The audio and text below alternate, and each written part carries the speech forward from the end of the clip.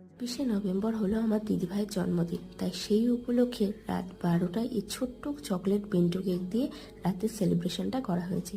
আজকে দুপুরে জন্মদিনের মেনুতে রয়েছে গরম গরম ভাত, লেবু, 5 রকম ভাজা, ডাল, মাটন কষা, ছানার জিলেপি আর মিষ্টি দই। দিদিভাই যেহেতু মাটন কষা খেতে খুব ভালোবাসে, তাই প্রতি বছর ওর জন্মদিনে মাটন কষা হয়েই থাকে। আর ও খেয়ে বলছে এবারেরটাও খুব ভালো হয়েছিল খেতে। সন্ধ্যাবেলায় জিজু অফিস থেকে আসার পর এখানে দুজনেই রেডি হয়ে গেছে, সুন্দর সুন্দর ছবি তুলবে আর কেক কেটে সেলিব্রেট করা হবে বলে। বিয়ের পর এই ওর প্রথম জন্মদিন, তাই সবাই মিলে খুব খুব খুব মিলে আনন্দ করা হয়েছে। এখানে দিদিভাই কেক কেটে নিচ্ছে।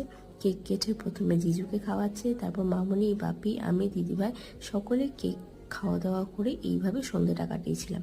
এরপর আজকে ডিনারে রয়েছে বাটার নান, সাথে রয়েছে ডাল মাখনি আর ছিল পনির লাবাবদা। এই দিয়ে আজকে জন্মদিনটা কমপ্লিট করা হলো।